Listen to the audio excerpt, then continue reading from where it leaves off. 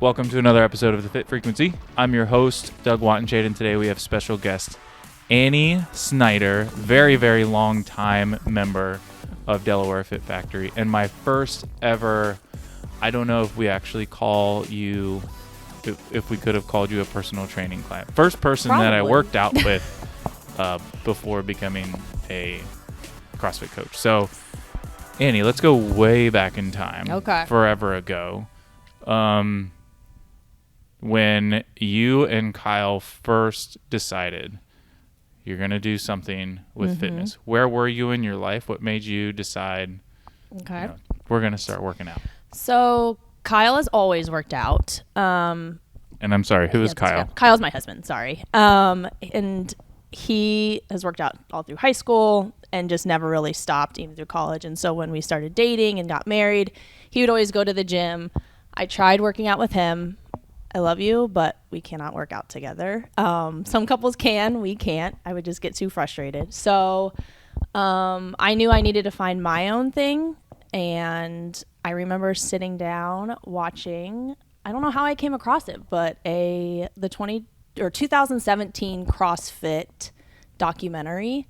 And I remember watching it and was like, wow, that looks kind of fun. I could do that. Because I had tried cycling, classes at the Y, the typical strength training programs, and I would get so bored after like a month. So when I saw that there was a bunch of variety, that's what really caught my eye. And then I knew you did CrossFit type stuff, so I think I texted you, was like, Doug, teach me how to do this, let's do something. So we got together one Saturday morning. I think it was like 40 degrees at Mingo Park, and we did a 30-minute CrossFit workout, and it was so hard. It was raining, it was cold, and I loved it and didn't look back ever since. So, and I've been CrossFitting since 2018, I think it was? 17? Yeah, 17 or 18-ish, yeah. I wanted to work out to kind of have that connection with my husband. I also knew that I wanted to start having kids soon, and I wanted to work out through pregnancies, but I needed to start before I got pregnant, so it would be normal for my body to do it through a pregnancy and be as healthy as possible. So I was like, yeah, let's do it. So yeah. Very cool. I remember the workout. Do you remember what it's called? Watkins 1000, because my main name's Watkins. So okay. Yeah. And I've got it pulled up on my phone. No cheating. Do you remember what the workout is? There's a 30-minute cap, so it's not necessarily a 30-minute workout if you can get through it. But do you remember? It is. I remember there being push-ups because I couldn't do push-ups, so I did them off the park bench. I think there's mountain climbers in there. I know there's jump or double unders because I could not do those. I did regular jump rope. Lunges maybe.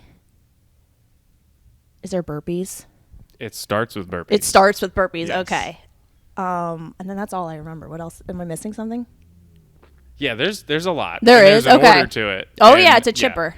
Yeah, so chipper style, 30-minute cap. I'm just going to read it off here. Yeah. 50 burpees, 100 jumping jacks. 100 push-ups, 150 squats, 100 lunges, 100 mountain climbers, and then it finishes with 200 double unders or 400 singles. Yeah. So 400 passes of the rope under your feet. I still have my score from that. What was it? I think it's in my notes in my phone. I think it's like 600 out of 1,000, I think. Yeah. Very, very scaled. We did not get very far. No. That's definitely a modified version of something I read in Men's Health that was like, you are a healthy male adult if you can get through this thing, and it took me every bit of like 25 or 26 minutes the first couple times. Looking back, that's savage, 100 push-ups. It's for someone that can't do push-ups. Yeah. But it was exactly what you were talking about.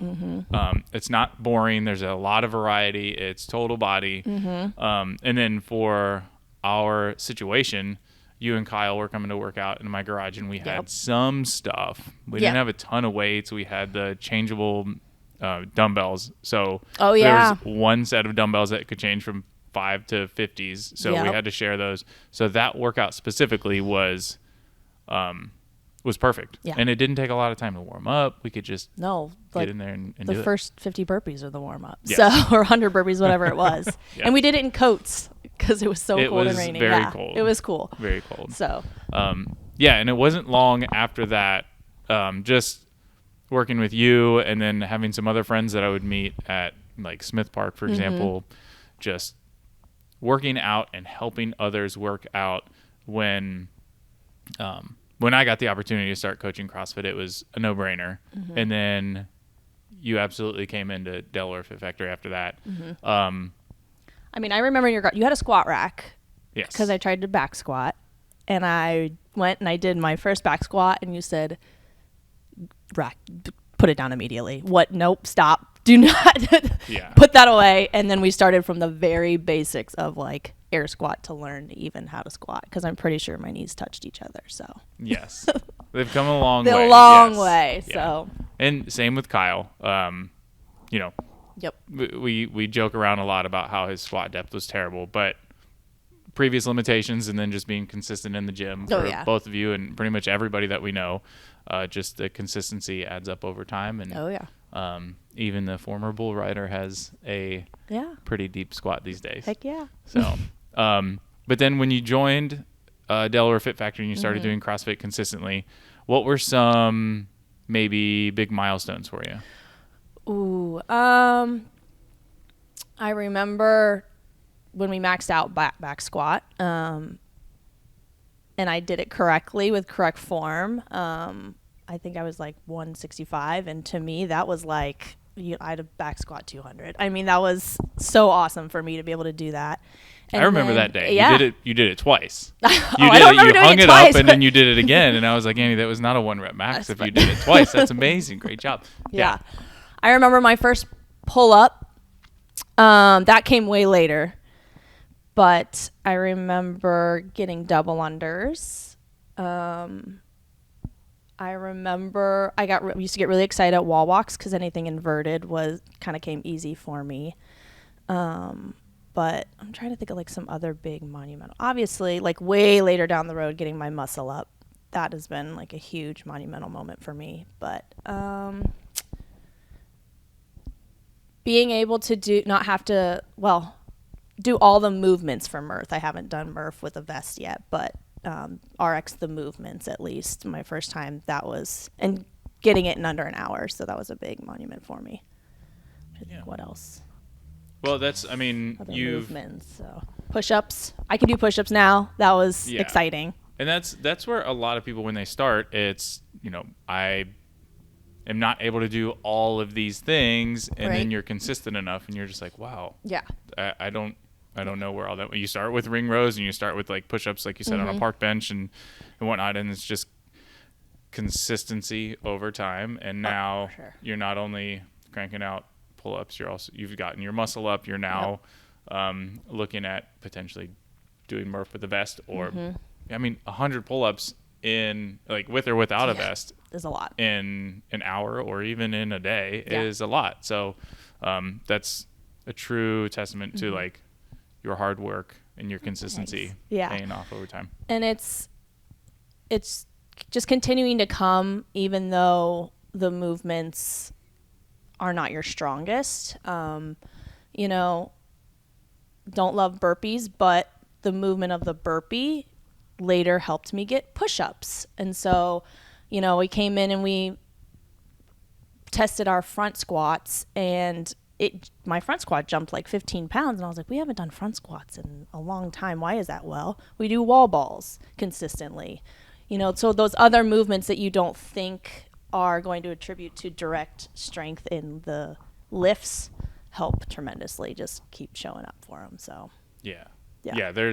There's an element of variety that sometimes gets confused with randomness. Yes.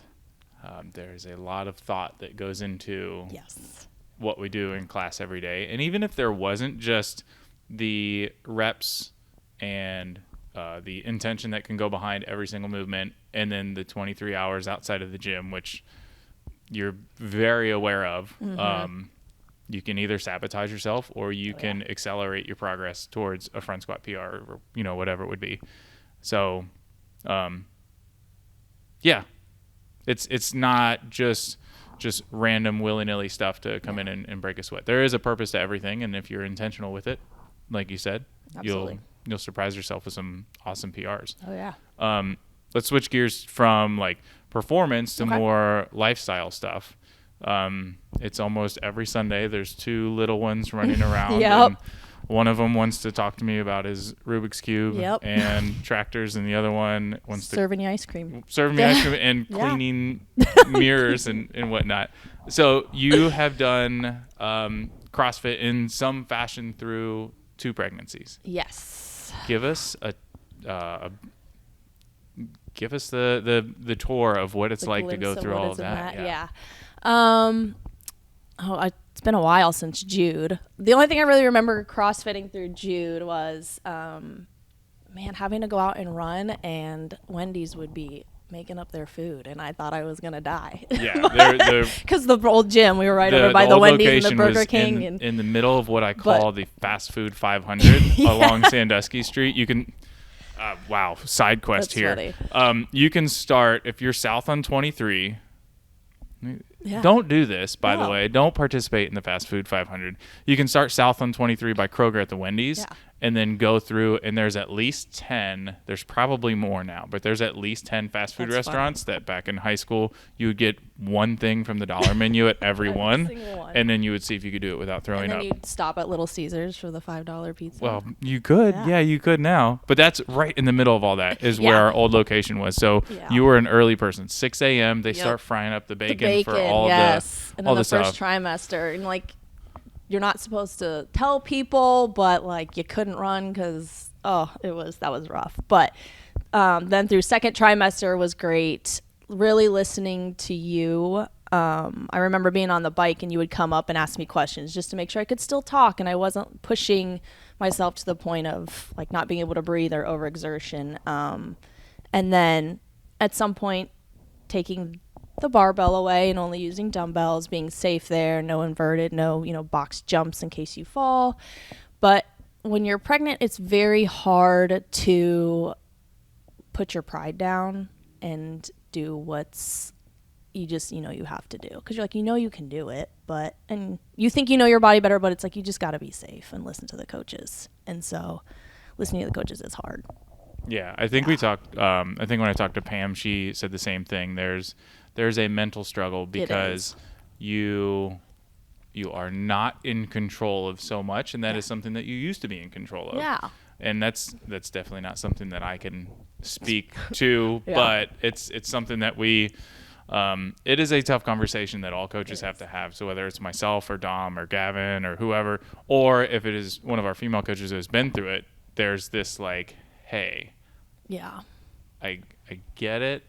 I'm here to keep you safe. I want to make sure that you have fun, but also like that you're safe. So the barbell is a big one. Yeah. Asking a pregnant woman to not pick up a barbell for the next possibly 6, 9, or even 12 months. When you're used to being a badass mama woman that can like pick up and throw around weights and have that, mentality that you can do hard things, and then it kind of not getting ripped away from you, but realizing you have to set that aside and be a little selfless. It's hard.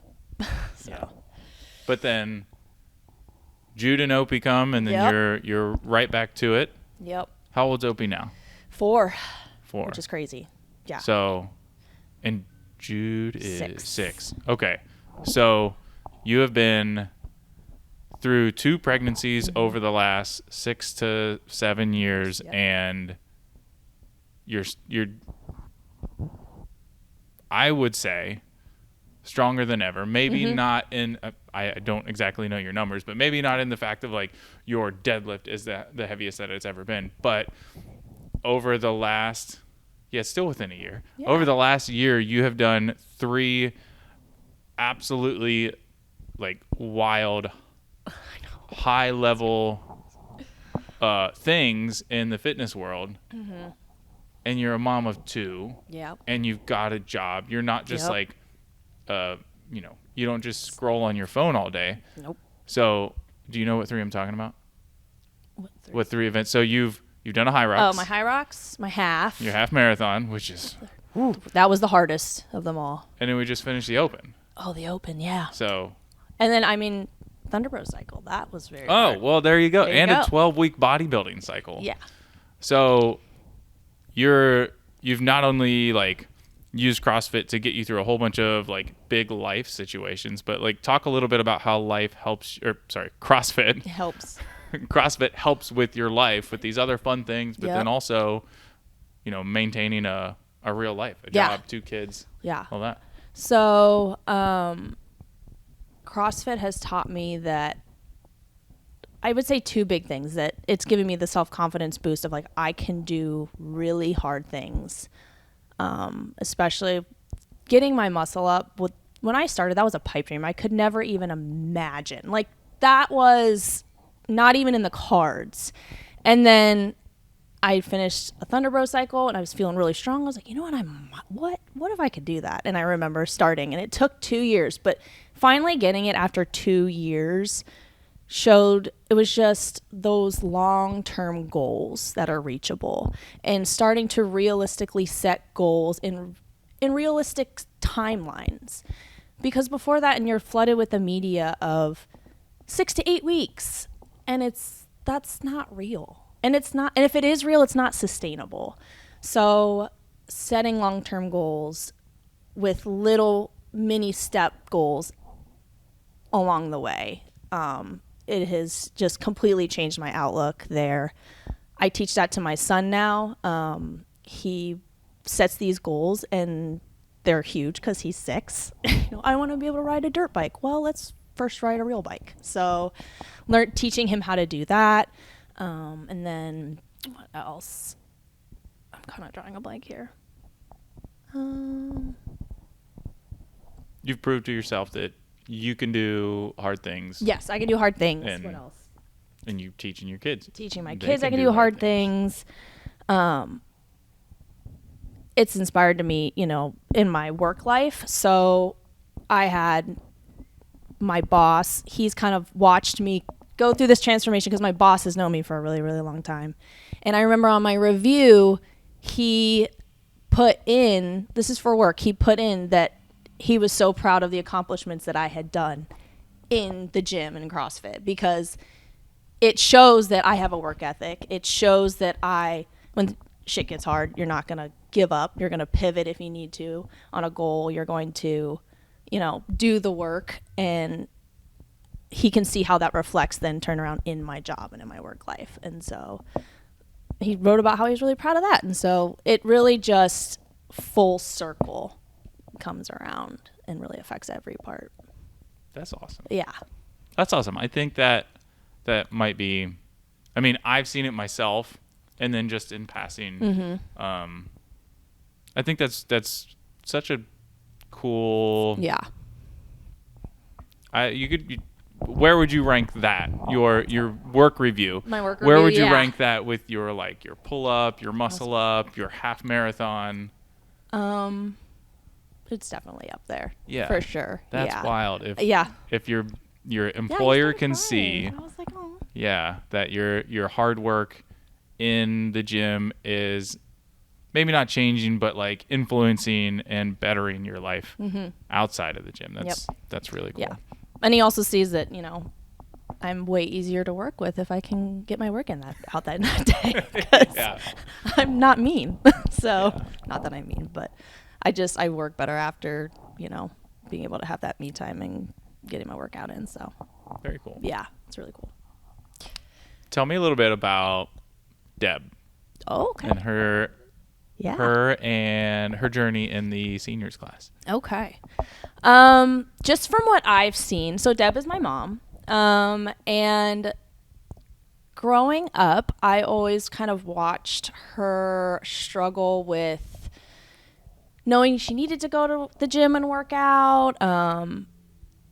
Comes from an era which I feel like everything pre-2000s, which is like the whole, skinny and the food battles and all of that, watching her kind of battle that. And then in turn, like being a 90s baby, I kind of battle that and just completely failing, I guess, and just the hardness it comes mentally with that. And so when I joined CrossFit, I was like, I feel like with the variety, she would really enjoy this. And we like to do stuff together. So I was like, hey, Mom, why don't you come try this out? And so she did, and she enjoyed it, but she was a little intimidated. She's 72, I think. No way. Yeah, 72.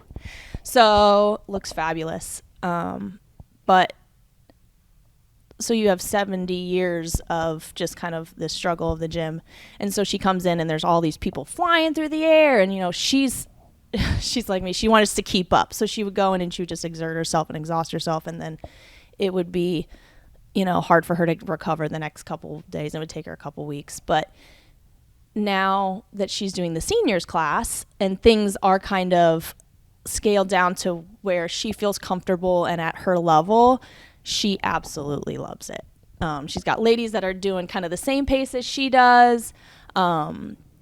She comes home and she talks about, all of her friends.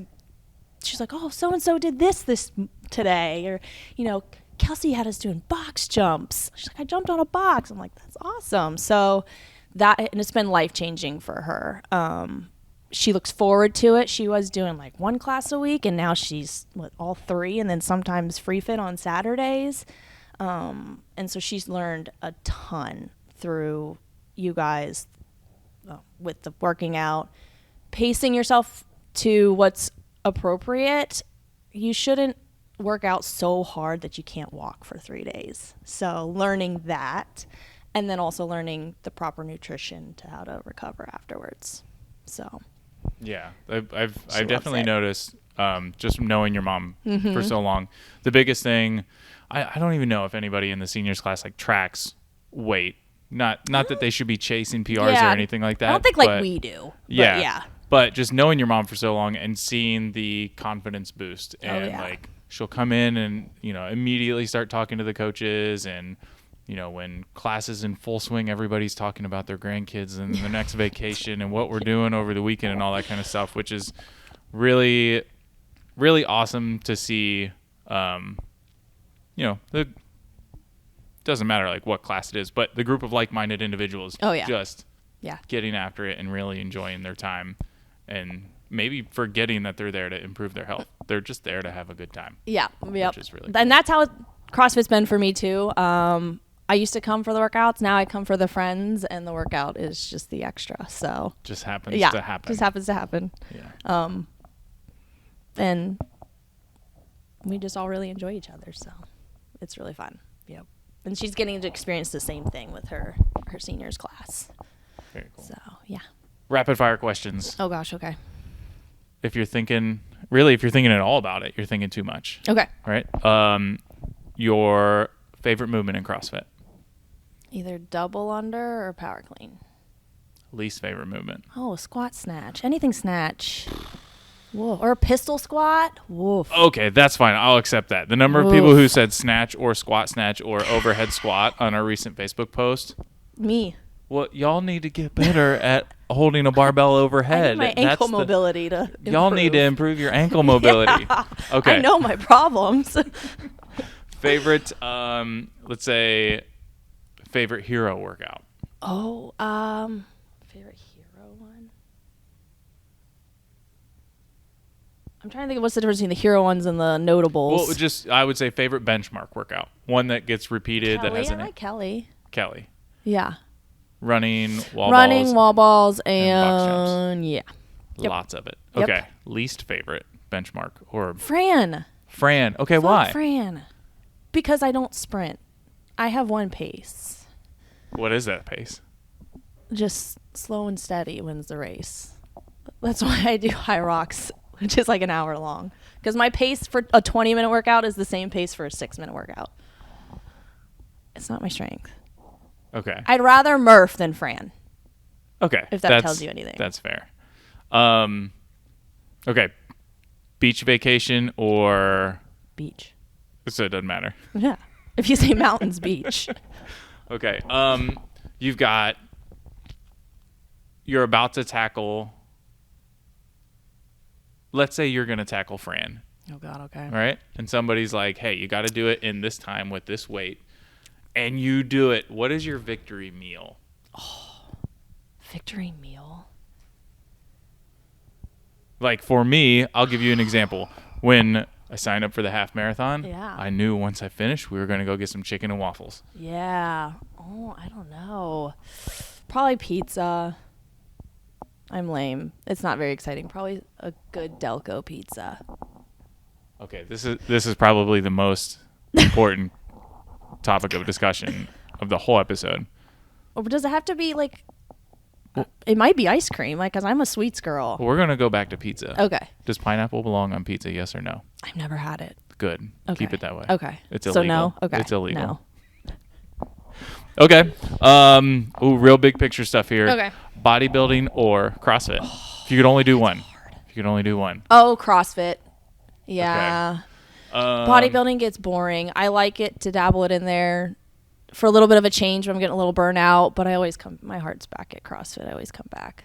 Yeah, So, same. It's hard to not return. The counting the reps over and over, I find myself doom scrolling for way too long, and next thing I know, I'm there for 2 hours and I've done one lift. So, yeah, CrossFit.